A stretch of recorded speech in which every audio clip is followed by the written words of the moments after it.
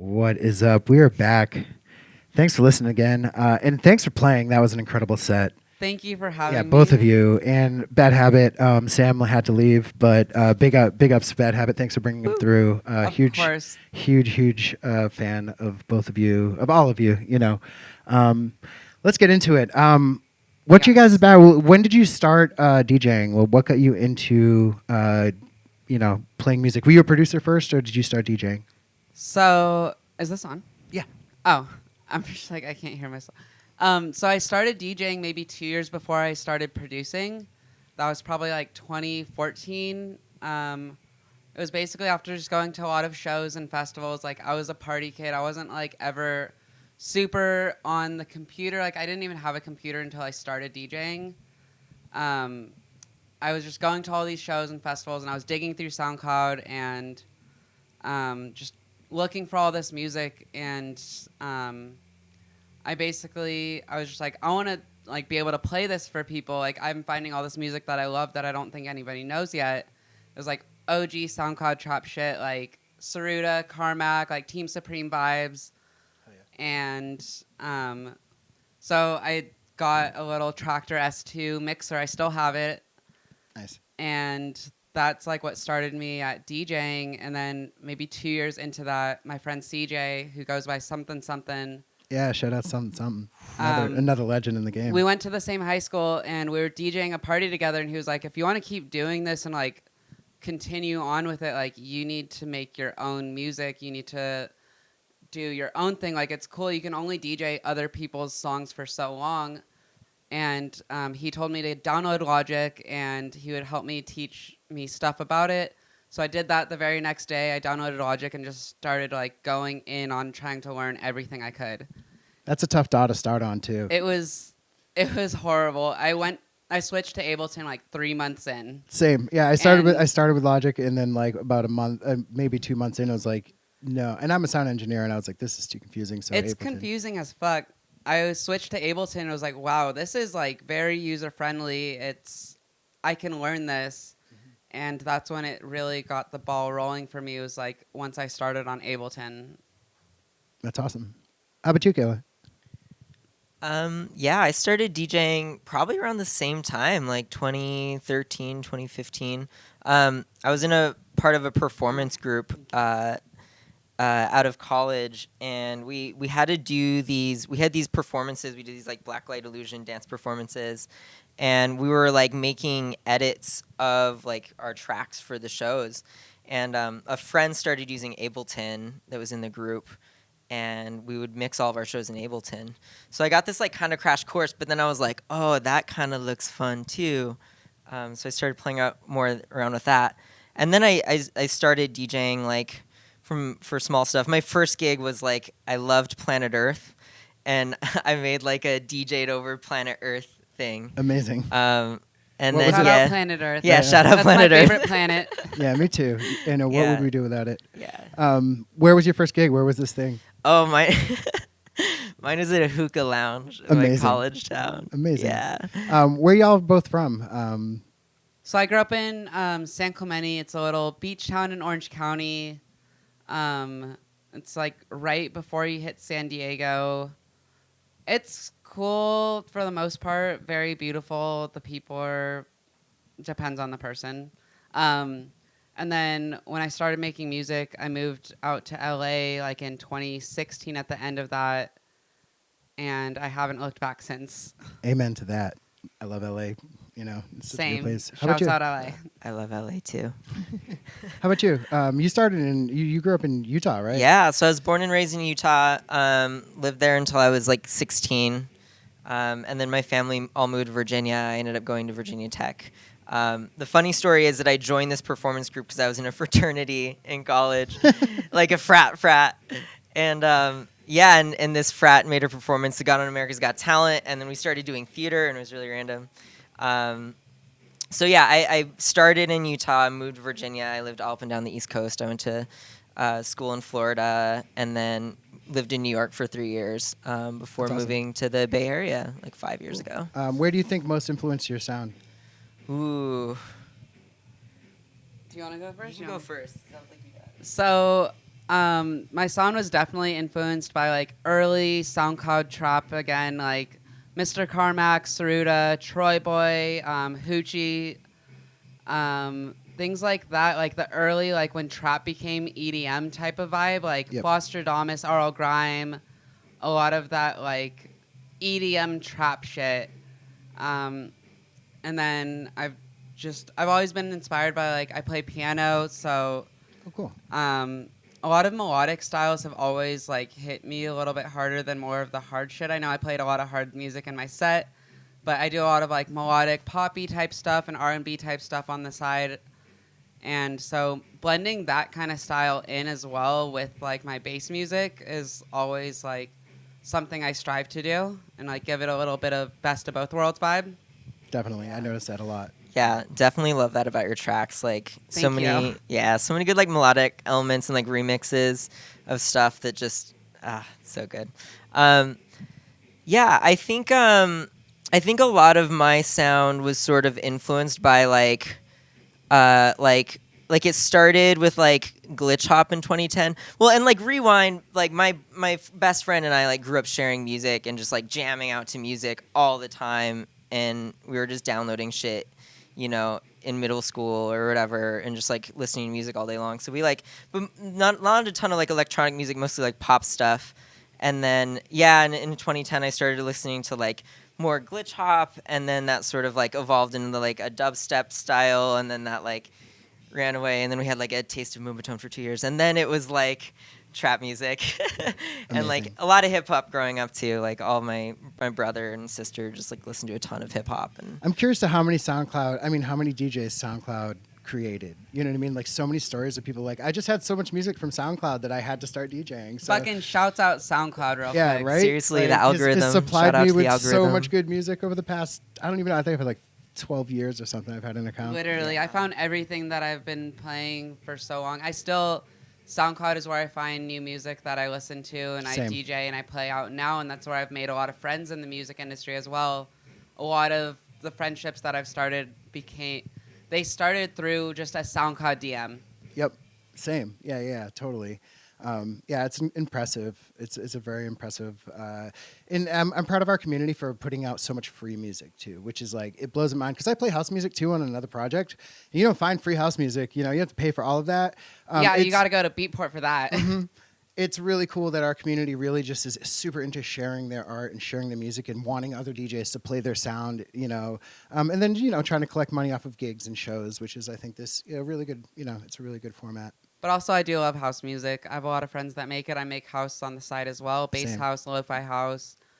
House was definitely a big thing when I was going to shows, and it's still one of my favorite genres of electronic music. Same. Yeah. I mean, that's my roots. It's like, when I started 20 years ago, there wasn't many other choices. It was like house, drum and bass, or trance, or techno or hardcore. Right. So Maybe some dubstep. not even. I mean, there was no such thing as dubstep when I first started Oh. at all. Like 99, 2000. Yeah, I'm Damn. old. I know, right? Yeah, I know. It's been a long time. We got a question from the audience. What advice would you give to anyone, or what would you want to say to anyone who's in the music industry and questioning? Like, what advice would you get to somebody who's just starting in the industry? I think one of the biggest things that's helped me push through and continue to do what I'm doing is realizing why I'm doing it and going back to my roots and reflecting on what got me into this in the first place. And that's really like a true passion and love for music. And if I wasn't doing music, I really don't know what I would be doing. I'd probably just be like a skate rat, like at the skate park every day, getting drunk, doing drugs or something. Like music really gave me a purpose in life, and just continuing on with it. Like I know it gets hard. It can be terrifying. You don't know what's going to happen. There's so many people doing it. It's really like taking a leap of faith, but trusting yourself and trusting that that this is what you want to do. You can really do anything in your life. Just manifest it. 100%. How about you? Yeah, I would just say, I mean, I agreed with all of that so much. Like, I feel like find what moves your body. you know, and Yes. and what Trust- energizes you. Trust yourself. Trust Yeah, what moves trust you. yourself and listen to your body. Just be like, do I really want to groove to this? And I don't know. I guess that's like kind of a bigger life thing that it's a practice, you know. When it's like there are 100%. so many ups and downs. Yeah, I think for personally, my best advice is enjoy the journey. Yes, It really- have I've fun. I've been doing it for, like I said, 22 years. I started, and I've had my moments of success, and I've had my low moments, and I look back, and they're all just as important and equal. So, like, if you find yourself as a DJ or producer, and you find yourself frustrated and not getting anywhere, it's part of the journey. It makes, when you actually get that success, it makes it so much better, and makes you feel like you really worked for it. So, like, you know, there's so many times I've wanted to give up over the years, and have just powered through it. And I look back, and I'm like, oh, that would have been the worst decision. You know, like you find Completely. yourself into these situations as a DJ or producer or musician that like nobody else gets to experience, and those moments are priceless. You know. 100% agree. Totally. Did either of you play music before you started DJing? Did you ever have bands or anything like that, or did you stuff in high school? So in high school, I did not play any music. I took piano lessons when I was like early elementary school, like maybe kindergarten through like 3rd or 4th grade. Growing up in like an Asian household, that was kind of just something that you were like, you have to play an instrument. And I was always like attracted towards the piano, and it's always been my favorite instrument. I played piano when I was younger, and I had lessons, and then I stopped that. I got very into like skateboarding and surfing and like that side of things, and just that kind of consumed my life. And before I started producing again, I picked up the piano again and like went back to a record store, like a local record store of mine in San Clemente, and I got lessons from the guy that owned it, and he really helped me like learn proper music theory and things that really helped my production and help even today. So shouts out the piano, shouts out Beach City Records in San Clemente, shouts out fucking Biff. Nice. Yeah. Big ups to any record store. Support your local record store. Yes. Sure. You look around this office, I support my local record store a lot. Oh, and So- I tried to play guitar for like 2 years when I was in high school just to impress girls that I liked, and that did not get very far.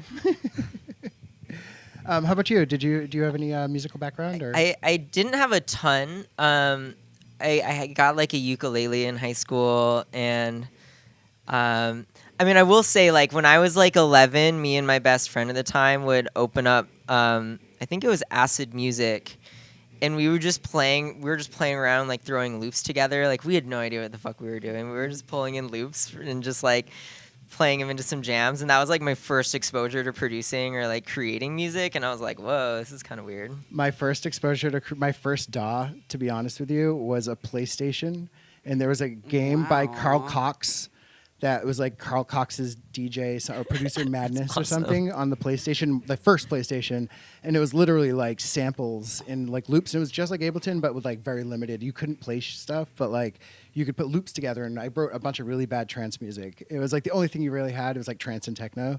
That was my first DAW, was a PlayStation.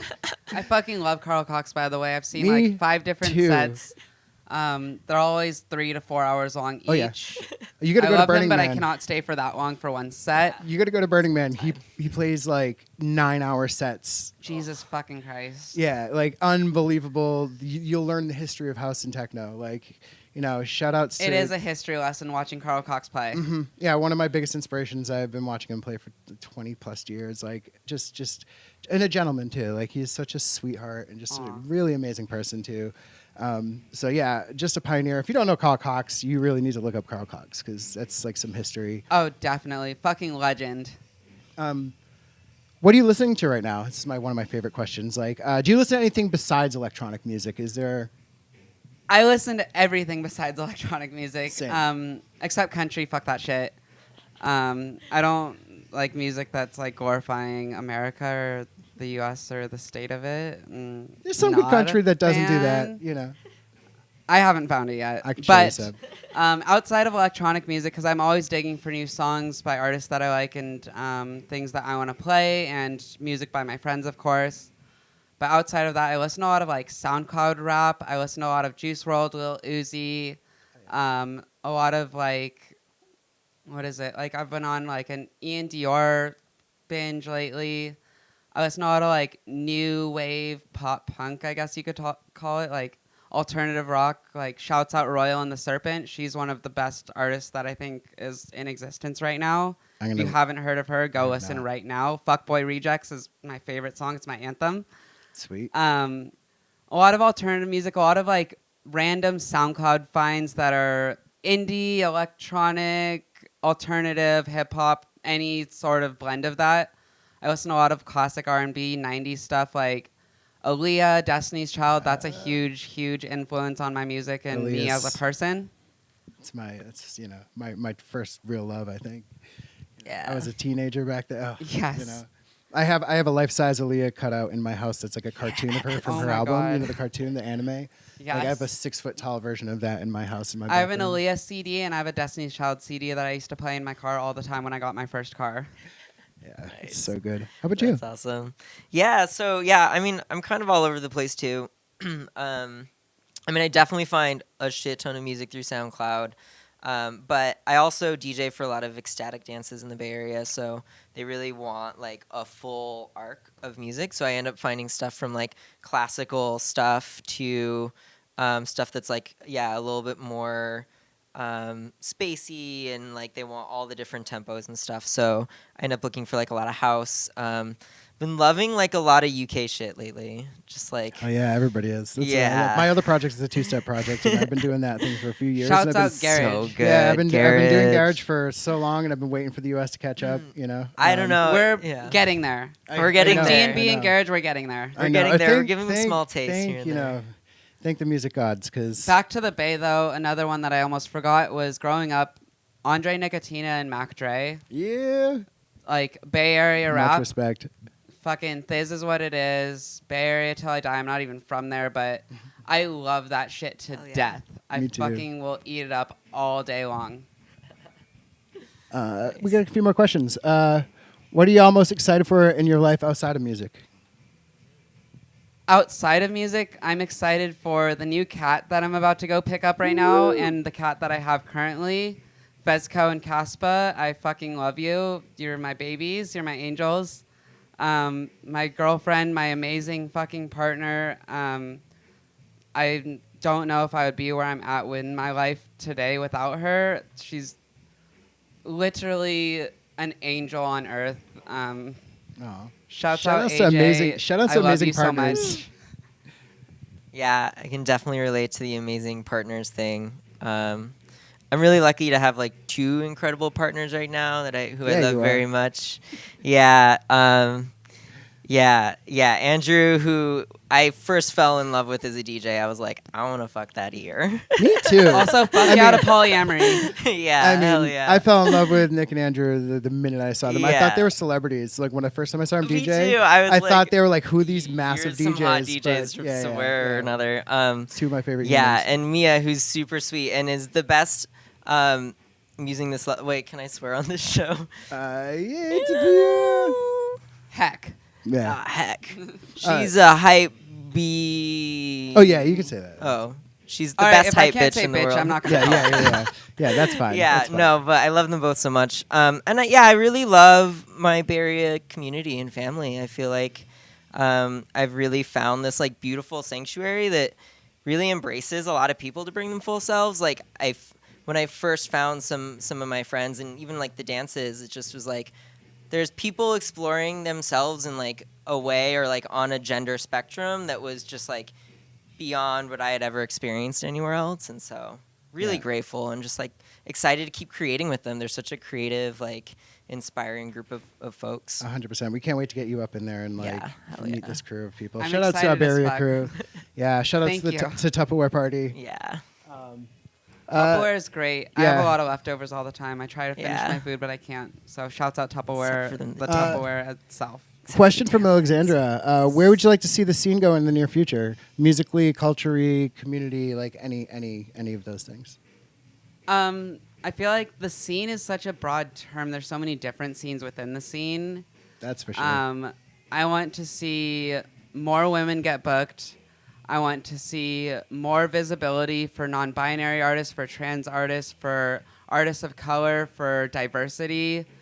Fuck all these white male DJs. Can we just stop booking them? And also, fuck abusers. Can we just like get rid of all of them out of the scene, Yeah. please? I can agree with that second part. I still need to play gigs though. I understand. I support though. You're a Not good one, all Mark. of them, but when the lineup is 80% white male DJs, there's a problem. We need more everything. 100%. I was mostly kidding. I understood, but like Yeah. I agree 1,000,000%. You know, If you're I'm sick a of male seeing the DJ same. and you're an abuser, get out of here. Yeah. Just Exactly. leave now. Fuck off. Yeah. I will find you. I will hurt you. Fuck you.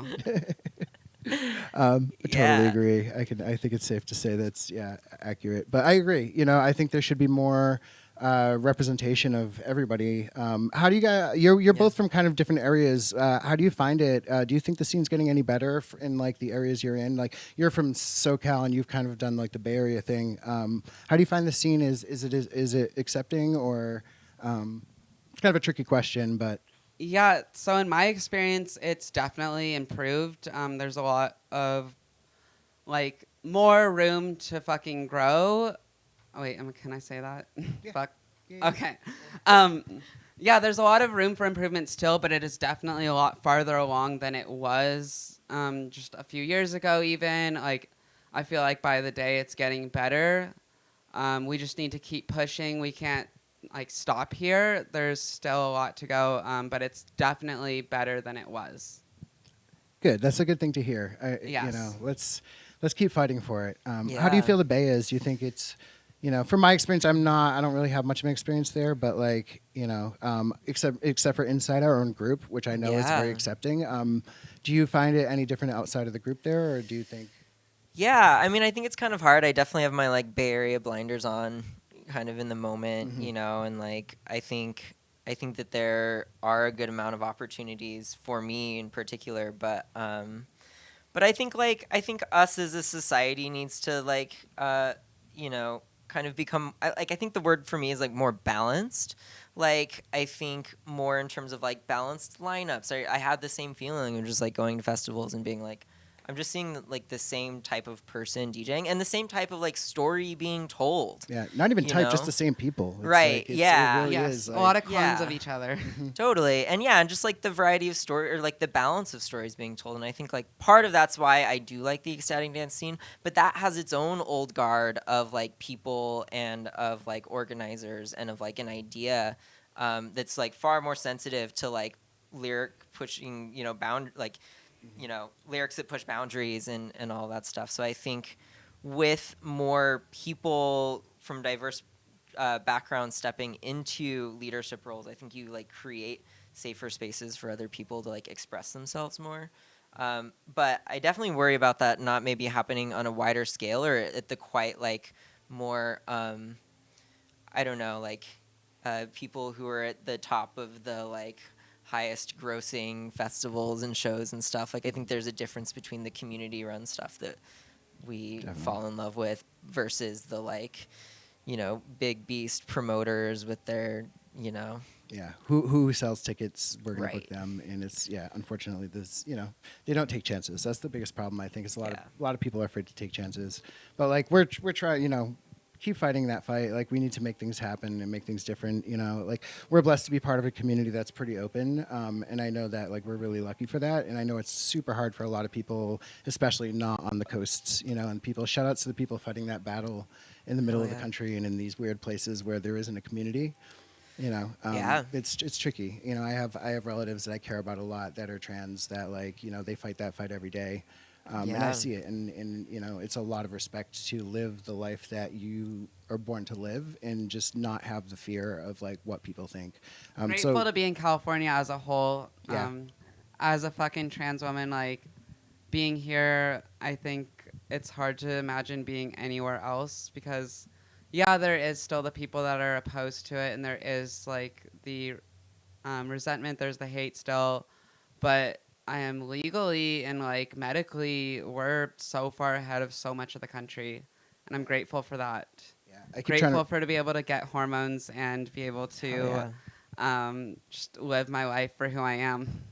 Amen to that. Yeah. Yeah. I keep telling the person in my family, like, there's way more to life than what you're experiencing right now. And like the cliche of like the whole "it gets better" thing is like, it's hard to explain and put that into something that doesn't kind of sound like a catchphrase anymore, but it's so truthful. Yeah. I'm trying to get them out here as soon as possible and get them out of their bad situations. It's hard to believe until you see it for yourself, really. Yeah. And I've gone through that myself. I've gone through a lot of dark periods and dark moments in my life that I thought I would never get out of. And a lot of people would tell me that it gets better, and they would show me all of these things that, look at how beautiful this is, and like life is amazing in this way and that way. And like, until I could really see it for myself, it was near impossible for me to believe.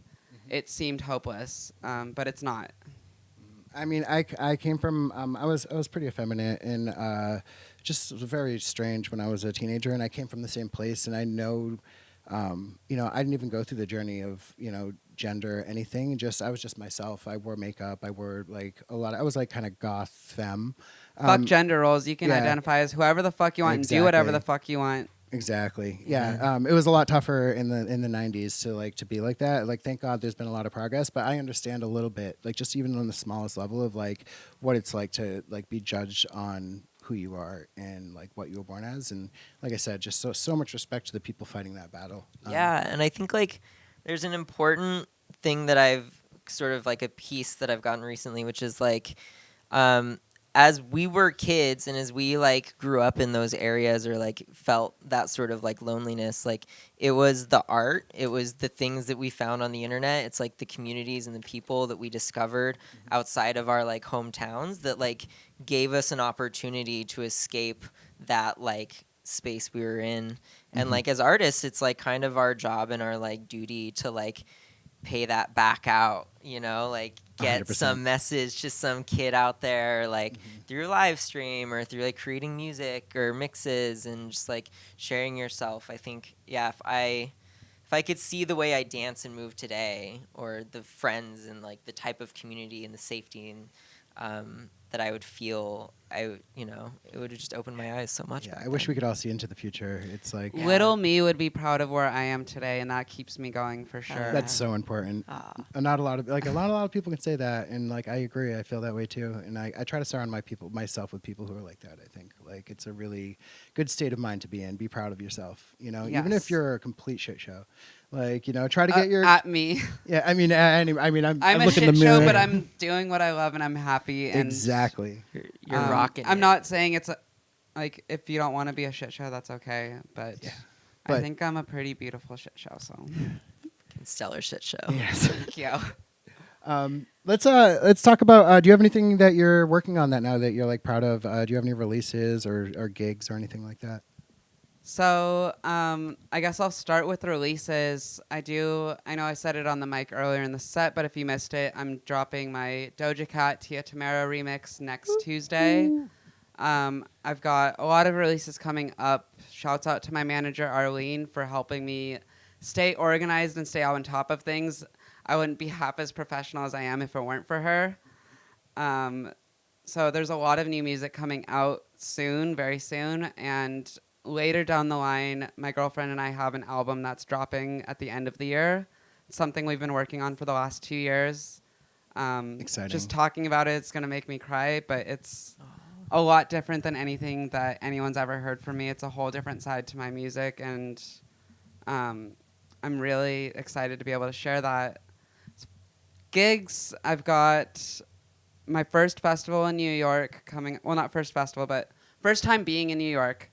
Woo! Oh. It's a festival called Moonwalk. I'm playing it with a lot of my friends. Bad Habit, yojas, Run It, Gurf, like a lot of people that I consider family in the music industry. And to be able to play that, I'm forever grateful.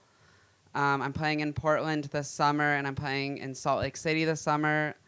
It's honestly the most that I've ever been able to travel through my music, and just to be able to say that I'm doing that is surreal. Congratulations. So good. Thank you so much. I know that feeling, that first like getting booked, like actually getting recognition out and like It all the hard doesn't feel work. real at all. Yeah, wait till you get on the road. It's gonna be such an amazing experience, highs and lows. But like I said, enjoy the whole thing because it's the best part of this job. You know, it really is. I'd say I'm ready for it, but I don't think I am. It's just gonna You're happen, never, and you're never ready for it. it's gonna be what it is. Cool. You got any shows or anything coming up? Yeah, I'm just playing a lot of dances and that sort of thing. I've also been working on rekindling my producer side.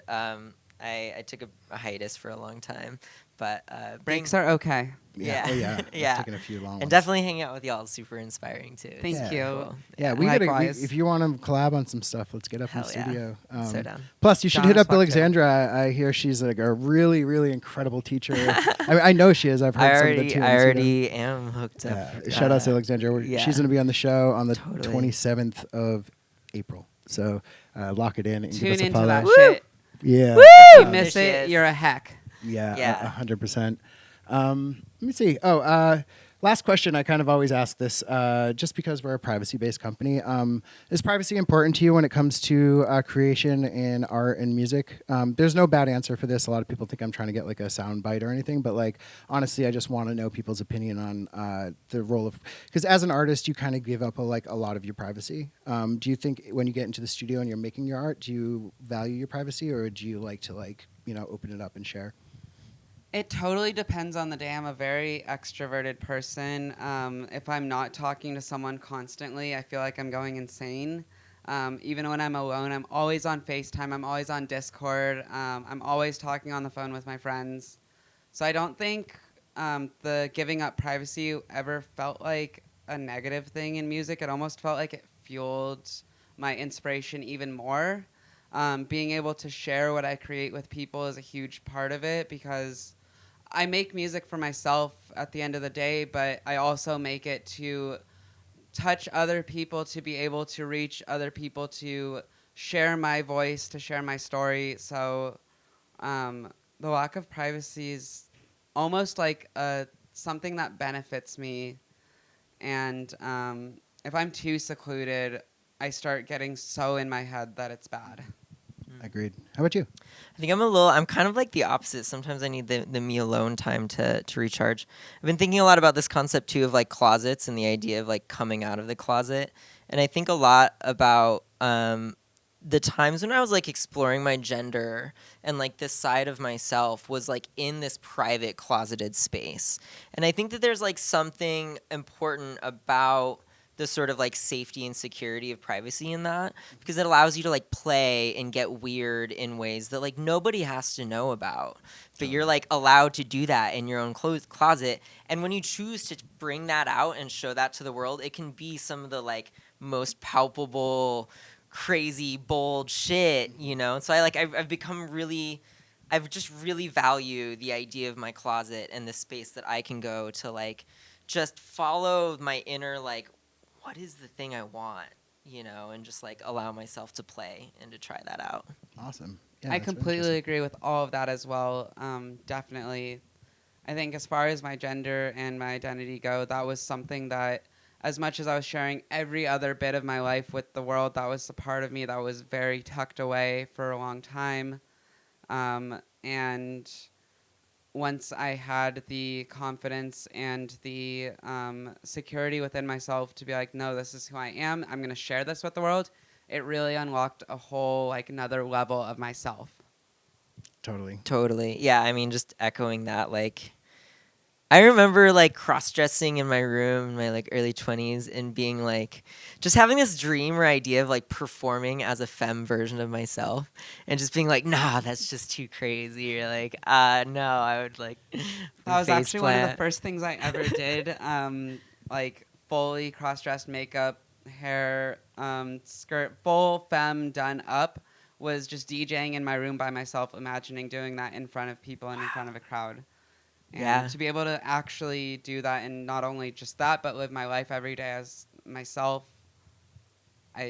it's crazy. Like, I'm so thankful that you both get to be the people you are, because, like, you know, I love you to death. We've known each other for a minute, and I just met you and I already love you. I think you're just so nice amazing. to meet yeah, you. Yeah, Thank you like, for having me, by the yeah, way. thank you for being here in every way, like, and sharing your music and, you know, just sharing yourself and being open. it's an amazing celebration. I hope you have an amazing day tomorrow. I hope that you're seen and it's celebrated. I make sure I'm seen. I let the world know. Yeah. That's. If I you like, don't see yeah. me, you're doing it intentionally. And even if you say you don't, you are out of the corner of your eye. Bitch, I see you. Yeah, amazing. Oh, yeah. Y'all want to back to back? Yeah, let's put it on for I'm it. down. Play some tunes. Cool. I'm gonna throw in a quick video while we go take a quick break and set up, and then That we'll bitch be gotta back. pee. Yeah, me too. Hell yeah. Drink a lot of water. But we'll be right back. Don't go anywhere. We're gonna rock out for a little while. Thanks for tuning in. Give us a like and follow. We're here every Wednesday. My name's Mark. I go by Demoth. We appreciate you. Thanks for everybody out there fighting the battle to be themselves and to be the person they were born as, and to feel comfortable in their skin. Never give up. It's worth it. Be we'll be your right damn back. self Be yourself. unapologetically. Damn Fuck straight. what anyone thinks. Do what makes you happy. Bring it out of the closet. And we're on that. We're gonna wrap this and get into Think some about music. your clothes. Are they any good in the closet? No, Definitely not. wear that shit. Yeah, Yeah. bring it.